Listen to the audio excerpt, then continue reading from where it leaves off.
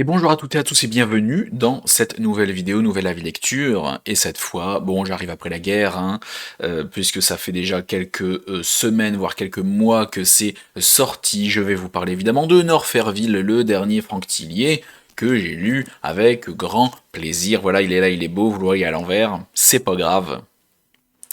Je l'ai acheté quand même très rapidement. J'ai mis un peu de temps à le lire parce que voilà, on avait des lectures avant. Hein. J'ai de plus en plus de mal déjà à lire des sorties Day One, tu vois, parce que j'ai quand même une liste de livres à lire déjà avant et je n'arrive pas à me mettre à jour à chaque fois quand il y a une sortie qui m'intéresse. J'arrive pas, genre pour Norferville, j'ai pas réussi à lire toute ma liste de lecture euh, avant que Norferville sorte. Donc à chaque fois, ça me met un retard quand même assez gigantesque. Et de quoi est-ce que ça parle? J'ai envie de te dire, je vais te lire. Bon, ici c'est marqué, voilà, derrière en deux, dans l'univers hostile du Grand Nord, personne ne vous entend crier. Bon, c'est marketing, le vrai résumé est là. D'accord, tu l'ouvres là, c'est là. Donc je vais te lire ça rapidement, tu t'en doutes. Détective et criminologue à Lyon, Teddy Chaffran, alors les noms de famille, encore une fois, je les prononce à ma manière. Hein. N'hésitez pas à me corriger dans les commentaires, mais non, on dit pas Chaffran, on dit Chaffran, on dit tu me corriges, d'accord, il n'y a aucun problème. De toute façon, voilà, je le prononce comme je le prononce. Hein. Faut pas s'offusquer, voilà. Donc, détective et criminologue à Lyon, Teddy Chaffran apprend que le corps de sa fille a été découvert dans une ville minière très isolée du Grand Nord québécois, Norferville. Morgan a été sauvagement mutilé, abandonné dans la neige, non loin d'une réserve autochtone. Sans réfléchir, Teddy plaque tout pour se rendre sur place bien décidé à comprendre ce qui s'est passé. Là-bas, Léonie Rock, une flic métisse, est mise sur l'affaire. Elle est alors contrainte de renouer avec cet endroit coupé de tout où elle est née et où, adolescente, trois inconnus l'ont violée. Un retour vers son enfer alors que les températures frôlent les moins 20 degrés. Ensemble, ces deux êtres éprouvés par la vie vont se démener pour trouver des réponses malgré l'inhospitalité de la nature et des hommes. Alors, je vais rajouter mon grain de sel dans ce résumé.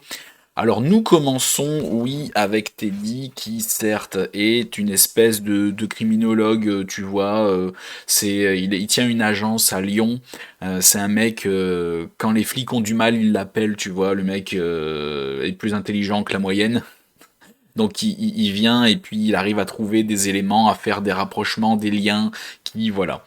Donc il travaille en lien avec la police avec son agence. Il a une partenaire qui s'appelle Garance et qu'on voit très très peu. Et je trouve ça dommage parce que ça avait l'air d'être quelqu'un d'intéressant qui avait des choses à lui apporter. Mais enfin, bref, c'est pas grave. C'est ce beau jeune homme, c'est juste, je me dis, tiens, la Garance, on aurait pu l'avoir plus long de plus, mais c'est pas, on s'en fout, limite à la rigueur. Et donc, nous sommes aussi avec Léonie Rock, qui est une flic canadienne, je vais dire près de Norferville, mais Norferville, si vous voulez, c'est une ville extrêmement au nord. C'est la ville la plus au nord du Canada, ville inventée, évidemment. Donc, il y a les villes, genre Sept-Îles, Bécomo, un truc comme ça, des villes comme ça qui sont très au nord, mais qui sont quand même à quelques heures de train de Norferville. Elle travaille dans ces villes-là. Et on lui dit à Léonie, ok, il y a une fille qui est morte à Norferville, tu vas devoir te taper le voyage. Et évidemment, elle y va un peu à reculons parce que c'est la ville où elle a grandi, c'est la ville où elle s'est faite VIOL, et, euh, et évidemment, plein de mauvais souvenirs, elle n'a pas envie d'y retourner, elle y va à reculons, évidemment. Donc elle y va, elle enquête, et tout en enquêtant, au tout début du roman, paf, elle tombe sur Teddy, enfin le père de la victime qui est Morgane, et qui est en mode bonjour, je suis le père, et au bout d'un moment, son aide est venu un petit peu tout seul quoi. Le mec était en mode ok, moi aussi je travaille pour les flics, je suis criminologue, vas-y je vais t'aider. Il a imposé son aide à Léonie et finalement son aide a été quand même assez indispensable. Et voilà notre petit duo parti sur les traces de ce meurtrier. Donc c'est une fille qui est morte, voilà, près dans un coin forcément visible par quelqu'un, notamment par les autochtones. Je veux revenir un petit peu sur Norferville, qui est un coin à la fois intéressant et à la fois déjà vu. Norferville, voilà, c'est ce qu'on appelle une sorte de réserve, une ville déjà qui existe car il y a une exploitation minière. Donc c'est une ville d'ouvriers euh, qui est là, mais à la fois une ville, un endroit où les Blancs ont envahi ce coin qui appartenait où vivaient les Inuits. La tribu des tribus Innu, donc ces espèces de tribus. Alors attention, je n'y connais rien, il ne faut pas s'offusquer si je raconte des bêtises, encore une fois, corrigez-moi dans les commentaires, voilà. Donc les Innu, I-N-N-U-S, donc des tribus qui ont l'air d'être une sorte de tribu indienne, voilà, du Grand Nord, donc qui vivent dans ces coins-là et qui se sont fait envahir, évidemment, par les Blancs qui ont voulu exploiter le fer, les mines de fer de ce coin. Donc, qui ont piqué, qui sont venus, qui ont pris leurs terres et qui concrètement ont embauché ces gars-là parce que ils ont voulu rester là et par dépit, ils ont été obligés de s'adapter.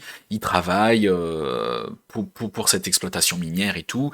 Donc ça soulève pas mal de problématiques intéressantes abordées par Franck Tillier là-dedans. Il y en a beaucoup et c'est à la fois intéressant, mais c'est à la fois aussi des problèmes typiques de ce genre de coin. Euh, Notamment des problèmes, voilà, c'est une petite ville reculée, donc une ville d'ouvriers, donc c'est quand même des gens assez pauvres, donc il y a beaucoup de problèmes économiques et sociaux, problèmes culturels aussi, parce que voilà, il y a la culture des gens qui se sont imposés là, et la culture des tribus Innu, alors je dis Innu, ça se prononce autrement, encore une fois, faut me corriger, donc des tribus de ces tribus-là, voilà, ça porte aussi des problèmes culturels, voilà, socio-économiques, tout ce qui tourne autour évidemment. Et quand on a des problèmes, on tombe facilement dans l'alcool, on tombe facilement dans la drogue aussi, énormément de problèmes de drogue. Et aussi de corruption, évidemment de racisme, évidemment, c'est quand même évident dès qu'il y a des blancs qui s'installent et qu'il y a une tribu qui est là, il y a du racisme inévitablement, de problèmes de corruption parce que la police qui s'installe là, voilà, comme c'est une petite ville, il n'y a pas beaucoup de police, du coup il y a deux trois agents qui se battent en duel là, alors je dis deux trois mais en vrai il va être genre 6 ou 7 un truc comme ça, je sais plus, pas plus, 6 ou 7 je crois de mémoire, et donc forcément ils se prennent pour des, enfin notamment le chef, les autres ça va, mais le chef, voilà, le sergent Lyota qui est là, qui se prend pour un cow-boy, c'est sa ville et tout, il impose ses lois, il fait un peu ce qu'il veut, il fait des trucs bien illégaux aussi, comme vous pouvez vous imaginer. Donc oui, ça, et puis aussi forcément les problèmes des femmes, évidemment, qui souffrent le plus dans une société en général, ce sont les femmes, même encore aujourd'hui. Mais alors dans une petite ville comme ça, minière, donc dominée inévitablement par les hommes, et ben les femmes, elles en bavent aussi pas mal. Drogue, alcool évidemment, mais aussi prostitution, et ça va être là tout le cœur du problème, enfin, ça va être un des problèmes de ce roman, voilà, dans les problèmes que abordés, voilà, dans ce genre de petite ville, abordé par Franck Tillier également. Donc tout ça est très intéressant, et dès que toutes ces problématiques se mettent en place petit à petit, parce que tout ne vient pas d'un coup évidemment, tu dis ok, j'espère que ça va être intéressant, j'espère que ça va être bien foutu, j'espère qu'il ne va pas enfoncer des portes ouvertes, on espère. Mais au final, j'ai passé un bon moment de lecture. Le roman fait, allez, un petit 450 pages. Donc c'est le bébé quand même, hein. C'est le bébé, voilà, il est bien. Il est bien. Hein. C'est la mini pavasse qu'on aime. Et ça a été bien abordé. Tout ça a été bien abordé. Il n'en a pas fait trop. Il n'a pas enfoncé trop de portes ouvertes. C'est des problèmes qui ont été amenés comme des évidences un peu forcément par Léonie qui, comme elle a vécu là-dedans, elle le savait, donc elle nous a raconté ça. Il a fait raconter ça à Léonie parce que c'était son expérience, donc du coup elle nous racontait ça comme elle nous racontait sa vie, comme une évidence, donc du coup voilà. on nous apprenait rien, quoi. On sait que ça arrive, ce genre de truc-là. Je vais pas revenir sur le style d'écriture de Franck Tillier qui est top, qui est extrêmement... donc ça se lit, c'est fluide, faut je dire un moment, voilà. Les chapitres sont hyper courts, on a des chapitres de 4-5 pages, un peu plus parfois, mais voilà, des chapitres très courts. De toute façon, c'est la norme d'aujourd'hui, je vais pas revenir dessus, c'est ce qui se fait dans tous les cas aujourd'hui, donc c'est très bien. Moi, je préfère. Quand je suis fatigué, le soir, je lis deux trois chapitres, et quand j'ai pas vraiment le courage de faire plus, bah je me dis j'ai lu deux trois chapitres aujourd'hui. C'est des courts chapitres, mais moi je suis bien, tu vois, voilà. Moi aujourd'hui, je trouve que des courts chapitres c'est très très bien, et j'aimerais que ça continue comme ça le plus longtemps possible. Euh, juste le truc que je vais dire sur son écriture, c'est que évidemment c'est une ville, Norferville, qui est très au nord du Canada. Ça parle de -20 dans le résumé que je vous ai lu. C'est plutôt chaud, -20 par rapport à ce que j'ai lu. On table plus sur du -30. Et au pire, pendant les pires périodes de ce roman, pendant les tempêtes de glace et compagnie, on tablait plus sur du -50 aussi. Donc vraiment, vraiment, vraiment froid, où voilà, les protagonistes vont essayer d'enquêter tout en luttant contre le froid. Et on a énormément de descriptions du froid. Alors tout le champ lexical du froid, de la glace, du fait d'avoir froid, ça y est passé, tu peux y aller. Ça a été expliqué un milliard de froid, oui, un milliard de froid, et bah qu'il fait froid, voilà, c'est, voilà. Il faut s'accrocher là-dessus parce que il fait froid, Norferville, et crois-moi, tu vas le lire des centaines de fois qu'il fait froid. Voilà, c'est le seul reproche que j'ai à faire. Oui, dès que t'arrives, et ben le froid arrive sur ta peau comme des milliers de lames. Voilà, enfin toutes ces descriptions, toutes ces comparaisons possibles et imaginables avec le froid et la glace et le fait que c'est difficile, ça c'est fait. Il a tout fait. Je pense qu'on en a pour plusieurs années de description de froid. Voilà. Donc, au bout d'un moment, c'est saoulant. J'avoue qu'au bout. Alors, ça m'a. Voilà, ça n'empêche pas de lire, ça n'empêche pas que l'histoire est fluide et tout. C'est distillé partout dans le roman. Dès que t'as un personnage qui sort de sa maison, qui sort d'un endroit, un qui avait, qui avait un peu de chauffage, et ben là, tout de suite, t'as des descriptions, t'as une demi-page sur le froid, t'as direct. Alors là, on y est, il fait froid. Enfin bref, c'est le seul point, enfin c'est le seul point négatif. C'est le seul vrai point négatif que j'ai à dire, il fait très froid. Au moment de la sortie du livre, alors corrigez-moi si je me trompe encore une fois, j'avais entendu les premiers avis en mode il nous saoule parce que il arrête pas de dire il fait fret, il fait fret, il fait fret. Du coup je m'attendais. Au moment de la sortie du livre, hein, je te dis ça, ça fait, je sais même plus quand il est sorti. Hein. Euh, J'avais vu ça dans les premiers avis, avec les qui j'en ai parlé avec certains camarades chroniqueurs ou chroniqueuses et même des avis Babelio ou sur Instagram, c'est le mot il fait fret. Apparemment c'est ce qui se dit là-bas, j'en sais rien, je suis pas canadien. Et je m'attendais du coup à voir ce mot plusieurs fois, et ben pas une fois. Pas une fois, c'est peut-être une version non corrigée que vous avez eu quoi, ils ont peut-être eu les épreuves non corrigées, et il a dû corriger ça juste après, je ne sais pas, mais d'autant plus que j'avais vu beaucoup ce reproche à l'époque, et au moment où ce livre devait sortir, mais là je ne l'ai pas vu une fois. Donc du coup je m'attendais à le voir, mais c'était une bonne surprise que de ne pas le voir. Du coup, je vais parler un peu des personnages. Léonie, elle a une histoire intéressante avec ce qu'elle a vécu comme épreuve à Norferville, pourquoi elle en est partie. Alors c'est à la fois très classique, voilà, quelqu'un qui fuit un endroit et qui finit par y revenir pour le travail. Bon, mais et Teddy aussi, voilà, il est là, hein, et, c'est le père de la victime, il est criminologue, il fait de bonnes déductions. Teddy, rien de particulier, c'est un père qui souffre, c'est un talentueux, c'est un bon criminologue qui se complète bien à Léonie, ces deux personnages qui se ressemblent quand même pas mal, et donc qui se ressemblent, s'assemblent, là, ça matche bien, ça marche bien. Léonie, j'ai eu du mal à avoir de l'empathie pour elle malgré tout ce qu'elle a vécu, parce qu'elle a un petit côté connasse, à cause de ce qu'elle a vécu. Voilà, elle a dû s'endurcir, c'est pas un jugement, hein, attention. Elle a vécu énormément d'épreuves, elle a dû s'endurcir. Voilà. Mais et donc parfois son comportement m'a saoulé un peu. Je suis en mode ok connasse, ces gens ne t'ont rien fait, calme-toi. Parle bien aux gens s'il te plaît. Enfin, bref, voilà son histoire d'amour avec le fameux Patrick. Genre, on voit bien du début, c'est même pas un spoil. Elle est en couple, c'est une meuf comme ça qui est en couple avec un mec gentil. Tu sais très bien que ça va pas tenir, hein, évidemment. C'est même pas un spoil, s'il vous plaît. Et le Patrick qui va avoir son utilité dans l'enquête, hein, dans tous les cas, et qui va enquêter de son côté également, qui m'a l'air bien sympathique, même s'il est pas développé.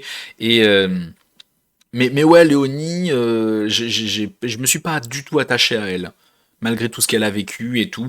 Pas inintéressante, attention, ça ne tient qu'à moi, mais je me suis pas, voilà. Tu vois, j'ai plus eu, alors c'est pas de l'attachement, attention, mais j'ai trouvé les personnages secondaires, hein, beaucoup plus intéressants. Tous les personnages innus, voilà, qui vivent à Norferville et qui ont souffert, je les ai trouvés beaucoup plus intéressants. Même le sergent Lyota, voilà, qui est là dans sa ville en mode cow-boy, je me suis dit, ok, c'est le flic classique dans une ville isolée, mais il y a des trucs à faire avec ce genre de perso-là. L'agent Mange-Matin, oui, il s'appelle Mange-Matin, qui aurait pu être plus développé aussi, parce que j'ai bien aimé ce flic-là le peu de fois que je l'ai vu. Mais bon, voilà. Concrètement, pour parler de l'histoire de Minute, c'est une bonne histoire, hein. C'est une bonne histoire, mais concrètement, c'est du déjà vu. J'ai déjà lu ce genre d'histoire-là plein de fois. C'est sauvé par l'environnement qu'est Norferville. En fait, c'est la, je sais même pas comment vous expliquer. C'est une histoire classique, mais avec un très bon environnement qu'est Norferville. Avec son site minier, avec isolé, froid, isolé dans le froid et compagnie. C'est très bien. En fait, c'est comme si vous faisiez un gâteau au yaourt. Tu vois, c'est une recette qu'on connaît. Tout le monde connaît le gâteau au yaourt. Tout le monde en a déjà mangé plein. D'accord. Et même si ça se trouve, vous regardez cette vidéo en mangeant un morceau de gâteau au yaourt. Hein, voilà, peut-être. Mais c'est un gâteau au yaourt fait avec des ingrédients de luxe. Du coup, c'est un super gâteau au yaourt. C'est le meilleur gâteau au yaourt de ta vie. Mais c'est un gâteau au yaourt. Et c'est un peu ça que m'a fait. C'est un peu à ça que m'a fait penser sûrement. C'est une comparaison à la con. J'en conviens. Mais c'est ce qui m'est venu. Les ingrédients sont super, Norferville, toutes les problématiques que j'ai abordées, dont j'ai parlé et dont parle très très bien Franck Tillier. C'est pas cliché du tout, hein, j'ai pas employé le mot cliché, hein, voilà, c'est pour dire seulement que c'est pas cliché, mais c'est déjà vu quand même, tu vois. La façon dont l'histoire est tournée, c'est du déjà vu, la fin, c'est du déjà vu, évidemment. Si vous avez lu quelques romans de R.J. Ellory, ben c'est plus ou moins un peu le même style. Tu vois, d'ailleurs, ce roman me fait penser, de toute façon je l'ai noté, ça me fait penser à un mélange de Une saison pour les ombres, avec une ville vraiment isolée et glacée, mélangé avec son dernier roman Au nord de la frontière, là où vraiment un endroit hyper corrompu, où les flics vraiment ont le pouvoir et font ce qu'ils veulent, tu vois. Ça m'a vraiment fait penser à un mélange de ces deux-là. Et ben, vous mélangez ces deux romans, vous avez Norferville, clairement. Sauf que Norferville apporte vraiment toutes les problématiques que j'ai citées au début du roman, avec les Innus et tous les problèmes sociaux, culturels, économiques que ça peut engendrer ce genre de situation. J'ai quand même passé un bon moment, ça se lit très bien. Je pense que c'est un one shot. Je retrouverai avec plaisir le fameux Teddy Chaffran avec son à Lyon avec son entreprise là de comment il s'appelle, le criminologue. Donc c'est un personnage que j'aimerais voir enquêter seul, ou avec sa partenaire Garance, pourquoi pas. Ça pourrait être un bon duo qui pourrait mettre en place, je trouve. Franck, si tu me regardes, une idée s'il te plaît. Le duo Teddy Garance, moi je veux voir ces deux-là. Je veux voir ces deux-là. Donc oui, il y a aussi des idées sous-exploitées, notamment avec le Windigo. Pour ceux qui connaissent, voilà, tapez Windigo sur internet, vous saurez, je vais pas. La vidéo est assez longue, je vais pas vous expliquer ce que c'est. Mais voilà, le Windigo, l'idée du Windigo est bien trop sous-exploitée, et c'est dommage, ça aurait pu donner une autre perspective au roman en allant un peu plus loin là-dessus encore. Mais bon, c'est un très bon roman, mais avec des ingrédients un peu réchauffés.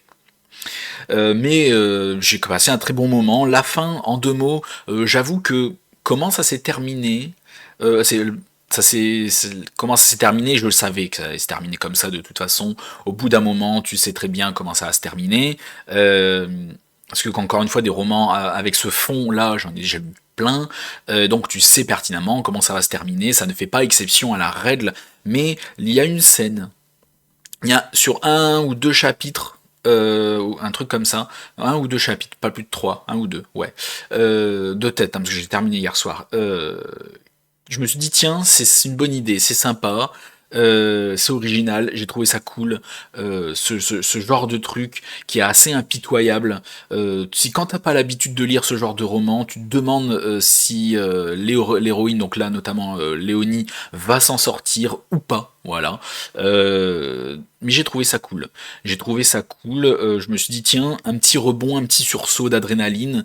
Ça m'a fait poser la question pendant 2 minutes, mais 2 minutes seulement. Après, j'ai repris la raison. Je me suis dit, non, mais t'inquiète, tu sais comment ça va se terminer. Et ça s'est terminé comme j'ai pensé. Et puis voilà, mais bonne idée, ça pousse le sadisme un petit peu plus loin du coupable. Alors je dis du ou des coupables, voilà, débrouillez-vous, comme ça je laisse le suspense. Ça pousse le sadisme un peu plus loin, ça ne me met pas trop non plus, c'est sympathique, c'est une bonne idée. Voilà, je me suis dit c'était une mouche. Pouf. Et donc voilà, merci à tous d'avoir regardé la vidéo jusqu'au bout. Je vous conseille quand même cette lecture. J'ai passé un très bon moment, je le rappelle, malgré les petits points que j'ai abordés. C'est même pas des points négatifs, c'est vraiment du classique. C'est classique. Tout ce qui change, c'est la forme avec Norferville, c'est pas vraiment le fond. Donc merci à tous d'avoir regardé la vidéo jusqu'au bout. N'hésite pas à liker la vidéo, la partager, t'abonner à la chaîne si ce n'est pas déjà fait. Ma prochaine lecture, je vous le dis tout de suite, ce sera le dernier Nico Takian, Triangle Noir. Merci à tous et à la prochaine chez Alistair.